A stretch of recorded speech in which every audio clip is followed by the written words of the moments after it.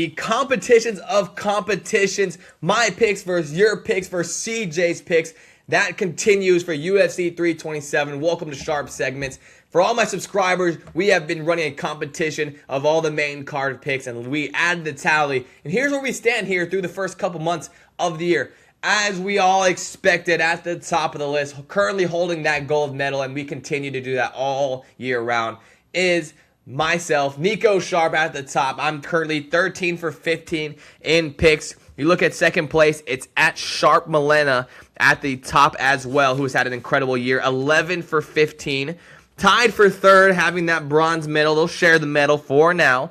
It is at the real Chris Paul and CJ, who is the co-host, at 10 out of 15. They're tied for third. Pele Fan 10 is 5 for 10. Again, they missed a card. So again, this is a point system. So however many you get right, it doesn't matter about percentage. We care about points because we want longevity and we want consistency throughout the year.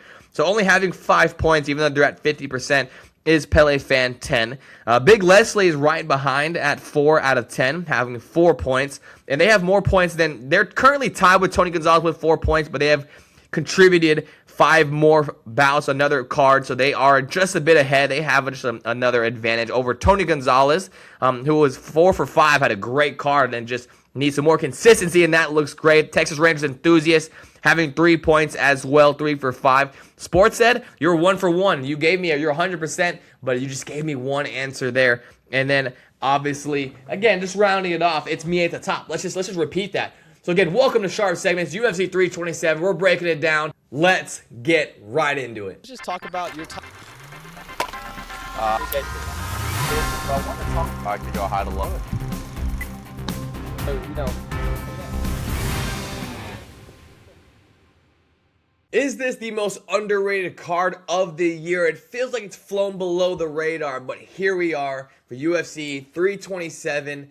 And it's going to be a good one. It's an interesting one with a lot of interesting bouts here. We're excited to break it down. I'm here, Nico Sharp, alongside CJ Sharp, alongside for another fun episode of Sharp Segments. Kind of a different kind of motto when you talk about UFC 327. A lot of interesting stipulations, Siege. Kind of walk me through the emotions that we kind of talked about already. Yeah, feel like I say this pretty much about every card, and of course I'm going to be biased, but fun card, very interesting card too, especially when you look at the way they decided to set it up. You're looking at your main card versus the prelims and everybody else. There's kind of big names kind of splattered all over this card. Some names of the past, guys are sort of on a downward slope, but they're still around, man. Yeah, you have Gamrod, you got Cub Swanson, you got a couple of fun guys, and obviously Aaron Pico versus Patricio Pitbull is on a prelim. Yeah. That one should be a good fight too. There are some good fights sprinkled in here, but let's go ahead and not waste any time. Let's get into this main card. You have a guy in Paulo Costa moving up and going into the light heavyweight division, yes, sir, taking on a guy who's undefeated, Azamat Murzakanov. And it should be an interesting way. And what an introduction to the light heavyweight. Yeah, what a scary introduction to light heavyweight too when you're looking at that fight, because you have Azamat, who's it's kind of weird to call him an up and comer, but he's kind of streaking through that division right now. And it's weird because you feel like he might be the next guy up if you see his handiwork and what he's doing up there. But he's also, I feel like Costa is being used in a way, even though before this, I mean, everybody's always considered Costa a light heavyweight, right? I mean, he's a big boy. He's been a big boy for middleweight for a long time. Every time you see that guy, it's like, how is he making 185? So this makes sense. If you look at, his last few losses, he's had some tough fights there. And it's like, well, this is the natural progression. Obviously, he should have been a light heavyweight a while ago. And it's a tall task for him. And I feel like this is a good proving ground for Azamat. I mean, he's had some great knockouts, but no real big names behind those as of yet. And even though, I think people are going to be a little hesitant to call Paulo Costa a light heavyweight since this is his intro fight at that division, it's a big name for him. And it's something that could definitely help propel him to a little higher up in the division. It's a huge name. It would definitely put him into a more household name, a possible idea. Being a guy like Paulo Costa, even though he's 2-4 in his last 6, he struggled, but now he's moving up in weight. And how does that weight carry? You'd imagine pretty well, because again, like you said, he's a huge 185er. But you do worry about Paulo Costa of what happens here with the loss. And something that kind of flew under the radar to me, but I kind of forgot about, is that he had a fight with Bruno Ferreira scheduled for UFC 326, and it got canceled. So he was supposed to fight in middleweight again, and now moving up to light heavyweight. And then you look at Azamat, it's like this is a guy who is not only undefeated, but he is 16-0 with only 3 decisions. He is putting guys to sleep, and we saw that in the Alexander Rakic fight. Now Rakic is someone who's moving up and continuing to kind of gain notoriety and everything. Right. And he slept him in the first round in what felt like the first hard connection of the fight. He's got that one-shot power. Also, I didn't even know this, but he backgrounds in, he's a strong combat sambo, and he grew up doing wrestling, and he's a wrestling base. He's Russian, and you saw that a little bit. He's Russian. Of course he is. All those guys. I think that's just part of the gauntlet you have to go through if you're going to make it out of there, Ben, because you've got to do some sambo in there. And he is the -185 favorite to Paulo Costa, +154 seed. Let's get into Sharp's picks here. Who takes this first one here in the main card? Well, I'll make it easy. I'm going with Azamat on this one. We've got 12 KOs in the bag already, and I'm hesitant to call him a brawler. Yeah, I feel like it's easy to take away, watching him fight because of all the forward pressure and aggression. But I think there's a little more strategy going on that meets the eye. And he connects, man. He's not crafty. He's not super slick, but he moves forward with intention, and he knows how to connect. Costa, when he started his career, he came in with 11 KOs, and he was just knocking guys out up until running into Izzy, and then it kind of slowed the hype train down a little bit. That's why he took on the name The Eraser early on. That's kind of what Costa was known for, was knocking guys out. Of late, not so much. We've had a lot. He hasn't had a decisive victory since 2018. I don't know if he's just in the wrong headspace, or the competition has just moved up so much higher for him that it's harder to knock guys out of this caliber when you're fighting guys like Whitaker and Strickland and all these other guys. But I feel like Azamat gets it done, unfortunately. I think this is going to be a rude awakening for Costa moving up to light heavyweight. Yeah, Mirzakhanov is absolutely no joke. He's a guy that I think is going to be a known fighter as we move on. But I am actually going to take the underdog, Paulo Costa. And let me tell you why. Okay. Let me tell you Let's why. hear it. So when you look at Paulo Costa, he hasn't looked quite the same. But then you look at that Roman Kopylov fight. So Roman Kopylov is a southpaw. Mm-hmm. So is Azamat. And the way Paulo Costa was opening up those body kicks, really engaging in those calf kicks, he looked really, really good. And that looked like vintage Paulo Costa. And that was in his last fight. And then you look at the age, right? You hear of, Azamat for a little bit. But then you realize he's 36 years old. So it's kind of now or never for him in general. But he's also not someone who's entering their prime. Paulo Costa only 34 years old. So Costa has the ability to kind of move the needle a little bit. If he has a time to change, he's got a little bit more possible prime left in him. Although, if you're Mirzakhanov, all you got to do is land one and it's over. And we saw that in the Rakic fight. Yeah. But the way Costa was moving, it just felt different.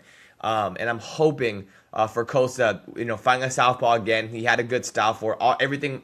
It was open for everything on those body kicks. Those were so nasty. And add up against Kopylov, who I was very high on before Costa beat him. Yeah. So I don't feel as confident, but there's something that's telling me Costa is going to take this one. Yeah, we're just going to have to find out about his durability. And I don't feel like moving up in weight's going to hurt him, but I think it's going to help him a lot. I think all it means is that he's not going to be cutting weight. Because again, he's so damn massive. I don't feel like he needed to put on size to move up to light heavyweight. He already had the size. He's probably going to, come in and not have to do nearly as much work to make that threshold. So he's probably going to be fine. So yeah, it's tough for me. I don't know. I'm really struggling with this one. But what makes me feel a little bit better is also his chin isn't necessarily known to be suspect. He got put out in a TKO against Izzy, but then it was just decision in any of the losses that he's taken over that. Sure. And then we turn into the bout that we could just name the suspect chin bout. You have Johnny Walker taking on Dominic Reyes. I mean, we'll just call it the battle of the glass chins. You have Johnny Walker as the plus 102 underdog taking on the Devastator in the favorite, minus 122 Dominic Dude, Reyes. it's hilarious you said that because I have that circled and underlined under notes for this fight. Because I remember going through and I was like, you know, they're notable names. Yeah, I don't really know Reyes to do as much marketing for himself. I know Walker does it plenty, and so I know his name's always out there, and he's kind of a fan because he's a big old goofball, you know. I don't know anybody else that's that tall and goofy at the same time, you know, and he's a likable guy. But it's like the main card again when we were kind of alluding to the guys on the prelims.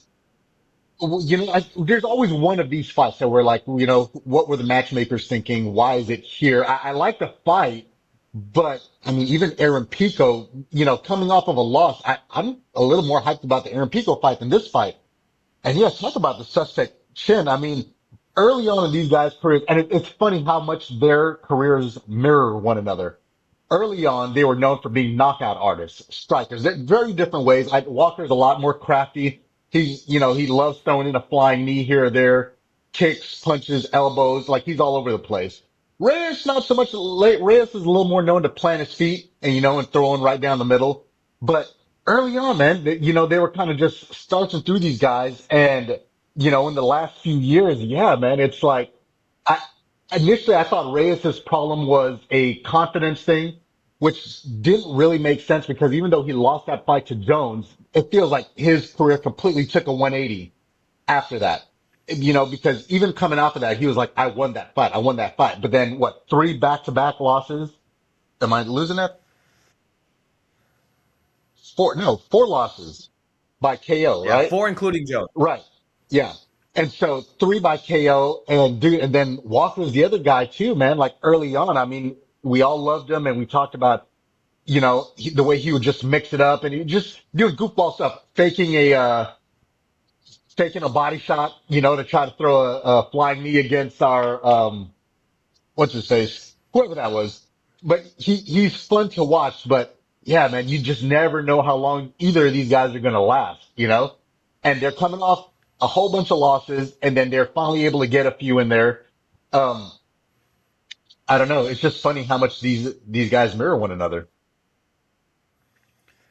And not only is Johnny Walker just this goofball, but he seems to tend to find ways to get knocked out in the goofiest ways. I mean, that one that didn't even look real, he got punched and then he was here and then his arms were up in the air. Like, it just, Yeah.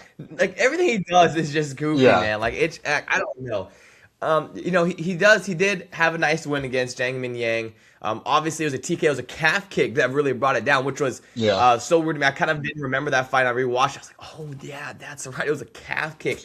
That got him back on the winning streak. But again, they don't ask how you did it necessarily. They ask if you got it done, and he did. And he did it in Ming Yang's. I mean, the home crowd was going crazy for him. So, I mean, the crowd kind of went silent when Johnny Walker got the victory. But yeah, Dominic Reyes lost 3 of his last 4. It's going to be interesting. He fought a guy in Oberg, who obviously we're going to talk about here in just a moment. He's fighting for the belt for a reason. So that was a tough loss for him, but just never quite was the same after the John Jones fight. Obviously got his nose completely dismantled right after as well. So he's had a couple of tough looks, and we've kind of really nailed this one on the head of as far as talking points here. So whose chin lasts longer between these two light heavyweights? Dude, I've switched my picks. I don't know how many times on this one, and I just don't feel comfortable either which way. I mean, I think it's a toss up. It just whoever's feeling less like being there that night, I guess. I'm going to take Reyes on this one. Uh, I still don't even feel great about that because he's coming off of a loss, whereas Walker is coming off of a win. He did lose to the guy who's fighting for the belt. If that means anything, I don't know, but I was trying to find a rhyme or reason for my pick, and I really don't. I'm just going to take Reyes in this one.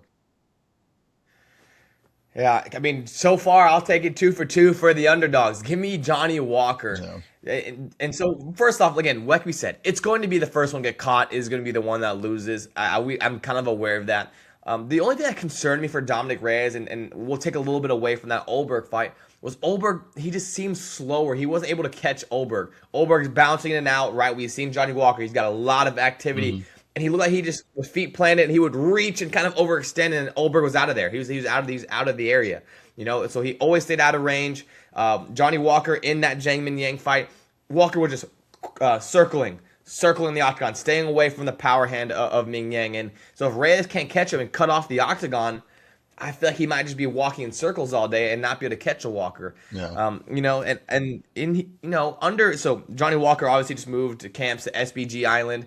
He looked a little bit better. Maybe the game planning is a little bit different. Maybe understand that, hey, we can't get caught, or that's going to be the end of all that one. Yeah. The last time I picked against Johnny Walker, I picked against him pretty much every time, but I remember feeling the most confident. I was like, pick of the year.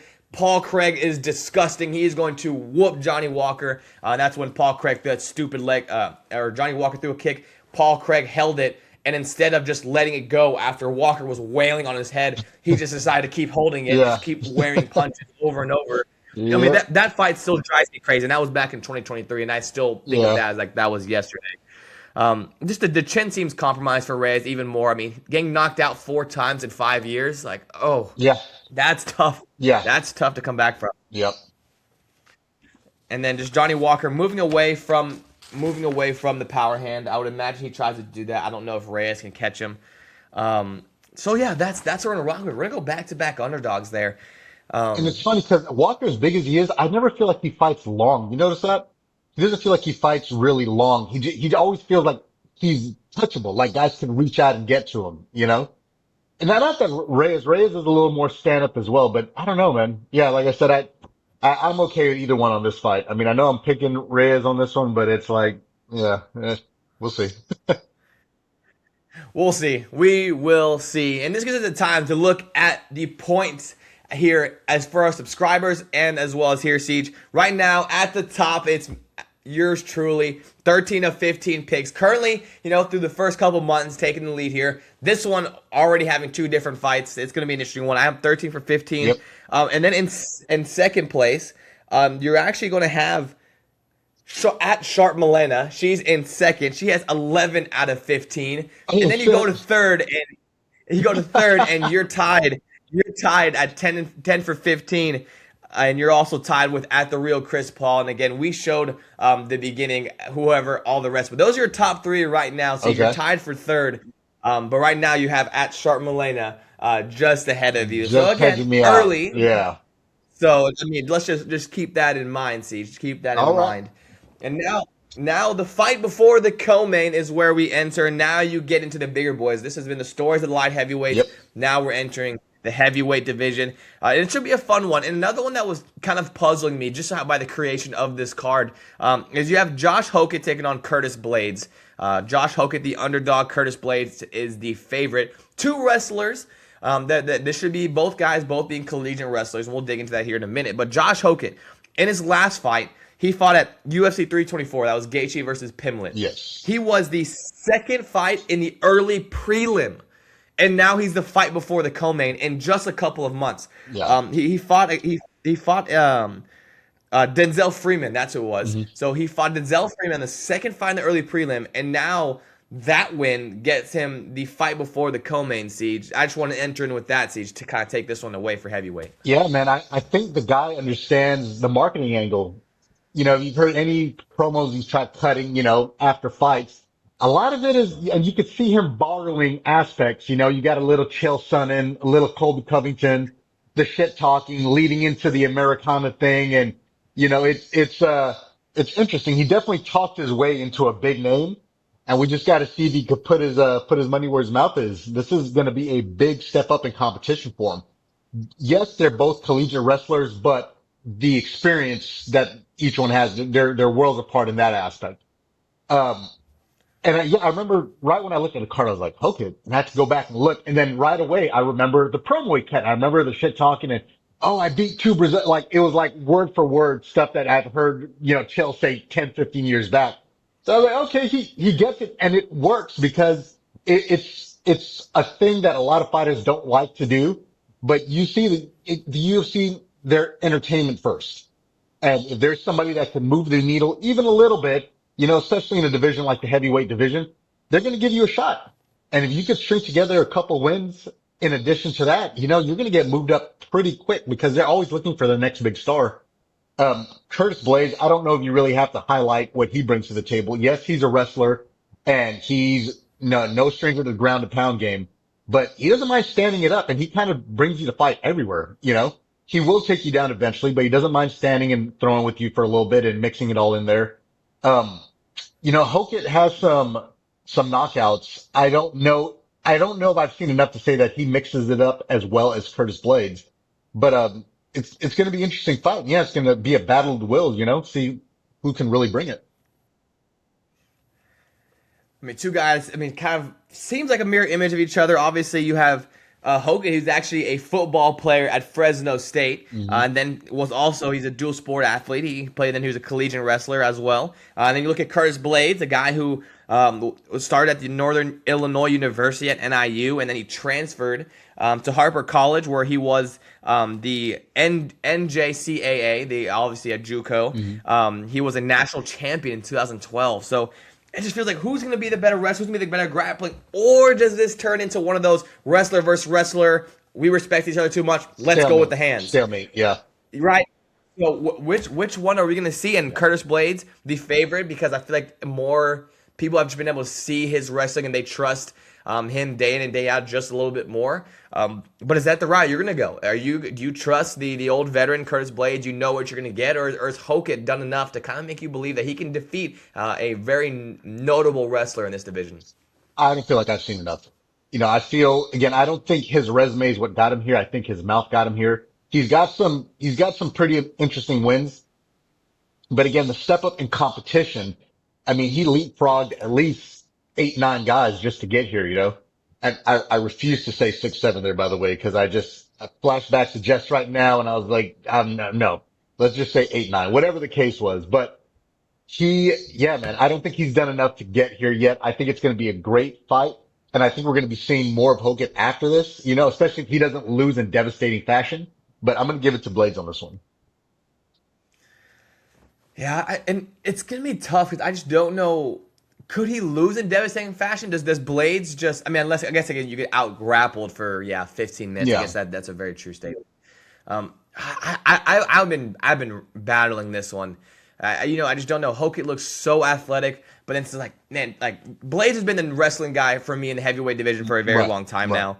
How long has he been in the UFC now? I think it's been since like 2015, 2016. And when you talk about Curtis Blades, like Curtis Blades has a chance to just out wrestle him. He's the heavyweight wrestler in my opinion. That's kind of what his notable thing has been to me. I'm still battling as of right now. And even that Denzel Freeman fight for Hokett, it just didn't seem like Denzel Freeman even wanted to be in there. You saw how the fight ended. Denzel Freeman kind of gave up. He was kind of just sheltered in the corner, and the fight could have been early stoppage because Hokett was walking away, giving him the middle finger, kind of Nate Diaz-esque, as the round was ending. And then right as the bell happened, Mark Smith, I think it was Mark Smith I think it was Mark Smith. I don't know who the referee was. I think it was Mark Smith. They stopped it right at the bell, and Hokett was walking the other way. Kind of an interesting one, nonetheless. Denzel Freeman I just don't feel I have the data. We don't have enough data to, I think that at least that's where it was at for me. Yeah, so I feel that. But man, this is the card of the underdogs, baby. Give me Josh Hokett. Okay. I do love his athleticism. You saw, it's Denzel Freeman, so it's so hard to see the sample size. But his scrambles look so nice, so fluid. He's an athletic heavyweight, obviously you're a football player, linebacker. He moves around really well. He's in his prime, 28 years old versus Curtis Blades, 35. So I guess this is the card of the underdogs for me and card of the age. So all these younger guys are going to be able to get these guys, get the wins over the older guys, the older veterans. Again, none of them I feel confident about, but this is where I'm leaning. I'm worried I could easily go over 3. I feel like this is the card that could really mess up the bracket. That's why I want to talk score in the middle there because I'm a bit concerned. And the co-main doesn't really get much easier, Siege. The co-main doesn't get much easier. Whoa. Emergency meeting. Joshua Van has pulled out of this fight against Tatsuro Taira, and that fight has been postponed. The good news is it was just a minor injury, and that fight gets pushed to May 9th at UFC 328. So all you gotta do is wait an extra month, but for this card, now that means they're missing their co-main event. So now for the competition, this is a 4-point maximum because now the co-main no longer exists. But you put code SHARP right when you drop your picks in the comments. Again, put your picks in the comments to really solidify, and that's how we keep track of points. So in the position of the co-main, use the word SHARP, and that's how you'll get an automatic free point. So if you continue to watch this, then you just got a free point. So Joshua Van, Tatsuro Taira, that fight gets pushed back because of a minor injury. We thank you for joining us here. Let us know who you have in these picks. But now the only question remains, where do we move to next? For sure. Now moving into the main event of the evening. I've been hearing so much murmurs about this one, which route that people are going and why. This whole card is just the battles of the unknowns. I really don't, like, there's no luck for me here. There's not like one I'm like, oh yeah, put all your money on this one, put the bag on this fight because there's no question. And you get the same thing here in the main event, man. Carlos Ulberg, the plus 120, slight underdog, taking on Yuri Prochazka. Siege, main event. It's up in the air. I don't know what to think here. Interesting. So he's the underdog. See, I didn't even see that part. For some reason, I just, knowing Oberg's last, what, 5, 6 fights or whatever it is, I kind of thought just off the bat that he would be the favorite to win here. Okay, very cool. Yeah, man, you know what Yuri brings, man, and Yuri is such a weird, unorthodox fighter. Um, he doesn't stray away. I mean, he has no problem going to war and standing in the pocket with guys, but I feel like when he's in the fight and his game plan comes together, he's slick. His head movement, I feel like has improved quite significantly over the last few fights. And I don't know if that's something that he's working on specifically. I felt like early on, even when he was winning fights, I felt like he was getting touched a lot more than I was comfortable with. Every time he gets touched, I'm like, God, and then he would pull it out and he's got it. I think he has a pretty decent chin, unless he's fighting Pereira. Outside of that, the dude's got a good chin. He's built, I mean, he's built for this kind of warfare, but, yeah, interesting. Like I said, I don't know. Said all that to say, I didn't realize that he was the favorite here. Then you have Ulberg coming off of what is he at? A 6-fight, 7-fight win streak? It's a lot longer than that. It Is goes it? all the way back to 2022 6, 7, against Fabio 8. Sharon. Yeah. So yeah, man. I mean, I definitely think he's deserving. Um, a weird fight too. Fan base. I don't know how you feel about this or where you fall on the whole thing, but I'm always kind of weird about guys fighting for belts because it got vacated because the guy just moved out, especially when one, if sometimes not both of the guys fighting lost to the champion who moved up it feels kind of weird. I and they've won me back over the years. Sometimes they got the belt that way, but they've stood in there and they've defended the belt and they've said, no, I deserve to be here. I'm good with that. It's just Yuri having lost twice to the guy who's moving on is weird, but then I can't make a better argument for who else should be stepping in there. I mean, there's a handful of other guys. I don't know, man. I said all that to really not say a whole lot of anything, but yeah.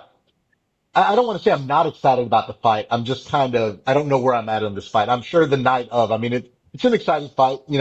I've kind of been wary of the light heavyweight division for a while now. Except for Pereira coming in and kind of, to me, feeling like he saved the division. The division got stale and boring for quite a while there, and he really reinvigorated that decision. And hopefully one of these guys could take up the mantle, keep that excitement going. I don't know where to go with this one. I just don't. And yes, so first off, I absolutely agree. Light heavyweight division is one of the weaker divisions in the UFC. For one, it's hard because I don't really have anybody else like you said, but does Carlos Ulberg really deserve a title shot? I'm sorry, but does a win against Dominic Reyes get you the title nod? And in reverse, if Dominic Reyes had beaten Ulberg, was Dominic Reyes all of a sudden, after all those losses we talked about, is he back into it? Is that? Yeah, absolutely not. So what? Again, good win because again he pieced up Dominic Reyes in that first combo he landed. That was kind of night and then finished the night for him. But it didn't feel like, okay, you beat Dominic Reyes and now you're fighting for the belt. And yes, he had a good win against Blachowicz. He had a good win against Volkan Ozdemir. Alonzo Manifield along the way, but just like the Dominic Reyes was the tipping stone where it's like, oh, yeah, this guy is ready for again, whatever. Moving across that, and then And to like your you said, point, big names, right? He's won against some big names, guys who have made a name for themselves in the division, but over the last year or so have really kind of fell flat. So they're notable, right. but they're not, it's like, oh, well, you beat Jan. Well, how many other guys have beat Jan? You beat Volkan Ozdemir. I mean, he's up, a fight down 2-3 fights, up a fight down 2-3 fights. I mean, it's just his career is all over the place. So again, but who else can you make a better, you know, they need a new star, or they would like to try to bring somebody else up. And it's like, I don't want to see Jan fight for the belt again. I'm not really big on any of the other guys at the top of the division right now. So I guess it's like, well, it might as well be Carlos. And we might be not giving him enough credit. Like he beat these guys, but maybe there's other big names to come up, maybe guys like, what's his name? Azamat. Maybe he gets a win tonight and maybe he gets to move up. There's other guys that we kind of have to bring to the forefront. And I feel like that's what this card is kind of about for the most part. It's trying to bring, make some stars because there's no real big star power here. Just there's some notoriety, but no like big names. And I think you hit that on the nail. That's actually what I was about to say. Is that Oldberg? I think is the guy that because there's a new face. I felt like the light heavyweight was just kind of a revolving door. There was the Blahoviches. It was hey, Roundtree was fun, but now we're probably gonna see him every now and then. Yeah. We're seeing Jamal Hill. We're seeing the same kind of guys up at the top. Yuri being one of them, unfortunately, who was just kind of there. He'd lose against Pajeda, win against someone else. He's back against Pajeda. Back and forth we go. Back. And who takes this one? Who is officially back? Is it the Oldberg new face, or does Yuri Prochazka and his weird, all of his training styles get this job done here in the main event? I have my notes here and I have my picks, and I'm still not great about this. 3 days later. All right. Not With trying the to, Jeopardy song in the yeah. background. Not trying to stir up any With drama. the Golly. Jeopardy in the background. It's just, you started this whole thing off by telling me I'm third in picks right now. So I'm really, really dying over here.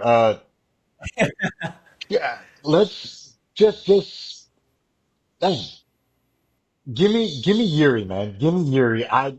Again, I talked about does he deserve to be here? Again, I don't know necessarily, but his wins over some very, very impressive guys. Well, I can't really call Jamal Hill impressive. Khalil Roundtree. I think Khalil Roundtree's a gamer, man. Give me Yuri. Give me Yuri. And again, not just, going for the phase here, but give me Yuri on this one. Oh, man, I'm with you though. I've been thinking, and I still don't know. I may feel a little bit different on fight day, but at this point it'll be too late.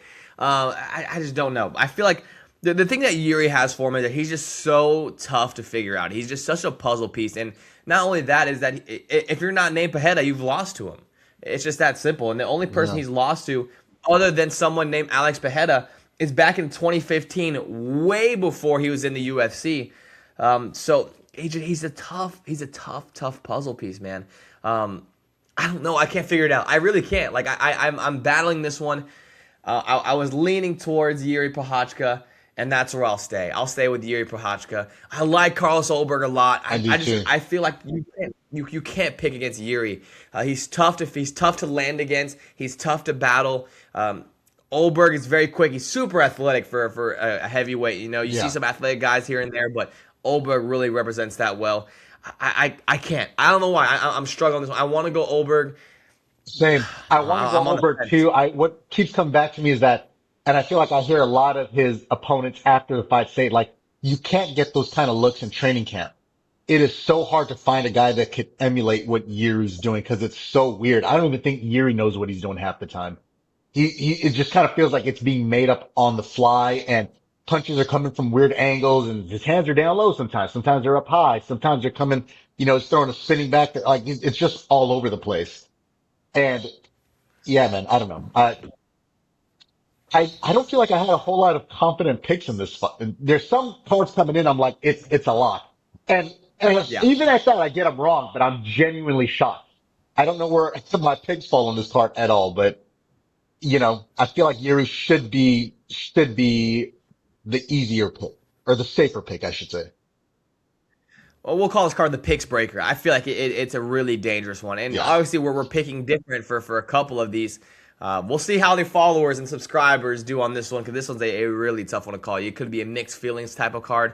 But let's wrap a bow on this one before I even change my pick. 'Cause, I'm seriously thinking about Yeah. hopping on the fence. I mean, literally, I might just jump. I might jump over to Olberg. But right now, I'm thinking Prochazka. It's hard. He's started hard to time up. I'm telling myself. Yeah. Oh, I'm telling you, I'm right there to jump off. I'm battling it. Yeah. I'm battling it. Yeah. I It's don't a know. tough one. I don't know. All right, Siege, kind of wrap a bow on this one for me. Let me know, how do you feel about this one? Kind of put your final words, if you got any here, for this one going to tomorrow night. I'm really hoping, if nothing else, this card helps invigorate the light heavyweight division. Paulo Costa moving up, I think, is definitely exciting. Hopefully again bringing some more energy into that division. Last time a guy moved up from middleweight to do that, it really helped. I'm not saying, I'm not calling Costa the next Pajeda or nothing like that, but even with a loss, if he puts on a good show, it could, really shake the landscape up and do some interesting things for this division. So more than that, we didn't get a chance to really dive into prelims, but the prelims you're really good. If you guys are tuning in and you're unfamiliar, even without us giving you any kind of background, you definitely don't miss the prelims on this one. There's some good fights there's a lot of guys that are on the prelims on this card that could easily be on the main card the next time out, so definitely, check that out. And not only that, they've been in main cards already. Yeah. I mean, those guys have been some of the guys who are going to be up and comers, and they're going to be notable names. So definitely want to tune in for those, because you have to. I mean, if you want to know the future of the UFC, there's a lot of names on there. Yeah. That are going to be those names. All right, that's going to do it for UFC 327. I'm not going to jump the fence. I'm telling you, as of just 2 seconds ago, I was thinking about doing it. I'm going to stay with Yuri Prochazka. I don't feel good about it. I think Carlos over get it done. But that'll do it for UFC 327. Thank you guys so much for tuning in. Be sure to drop your picks below. We've shown the picks already multiple times, but be sure to drop those picks and get those in. Plenty of year left, so if you start off poorly, you have time to come back. Obviously, it's so unpredictable here. Be sure to drop your picks. At the top, we'll stay the same. I mean, we know that, but second and third place is up for grabs. Siege, hey. I slipped that in there, huh? Right now, Well, hey. Right now, Siege, you're getting the medal. You're getting the bronze medal, but you're sharing it with somebody else. You're sharing it with the real Chris Paul. So I'm not worried about that guy. Let Melina know I'm coming for her. She's first on the list. I'm coming for her, and then you're next, bro. But we'll see. We'll see how this card. I think a lot could change after this card. She's got the silver. I've got the gold. I've already ordered my gold medal. We'll just wrap that up. But again, I'm just gonna see if I end up giving you a bronze, or if I just give you a little pound of that. Man, I'll take that on the chin. It's all right. My kid's a little better than Dominic Reyes, so it's all right. We'll see you guys next time for UFC 328. That will be coming out. That's Khamzat Chimaev, Sean Strickland. Whew, that one's gonna be another great one as well. Yes, sir. Whew, all right, let's just wrap a bow on this one. Thank you guys so much for joining us. Be sure to drop a follow. Be sure to subscribe here. We have UFC content coming out every single month and every single day, even on the reel. So be sure to subscribe, guys. Let me know who you guys got. Come compete with us. My picks versus your picks versus CJ's picks. That's how we do it here. Welcome in. UFC 327 is in the books. We'll see you guys next time. Thanks, bro.